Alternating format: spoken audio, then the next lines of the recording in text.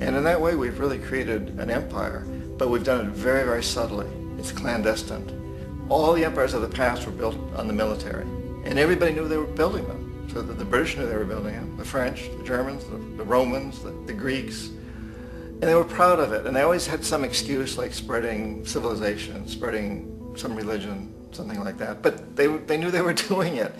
We don't. The majority of the people in the United States have no idea that we're living off the benefits of a clandestine empire, that today there's more slavery in the world than ever before.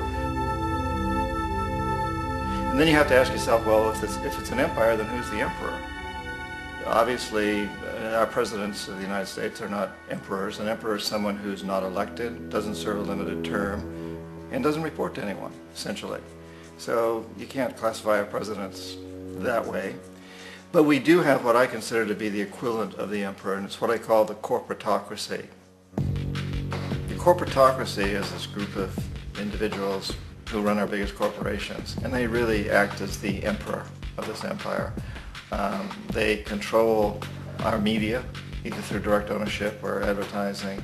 They control most of our politicians because they finance their campaigns, either through their corporations or through personal contributions that come out of the corporations. They're not elected, they don't serve a limited term, they don't report to anybody. And at the very top of the corporatocracy, you really can't tell whether a person's working for a private corporation or the government because they're always moving back and forth. So, you've got a guy who one moment is the president of a big construction company like Halliburton, and the next moment he's vice president of the United States, or the president who is in the oil business. And this is true whether you've got Democrats or Republicans in the office. You have them moving back and forth through the revolving door.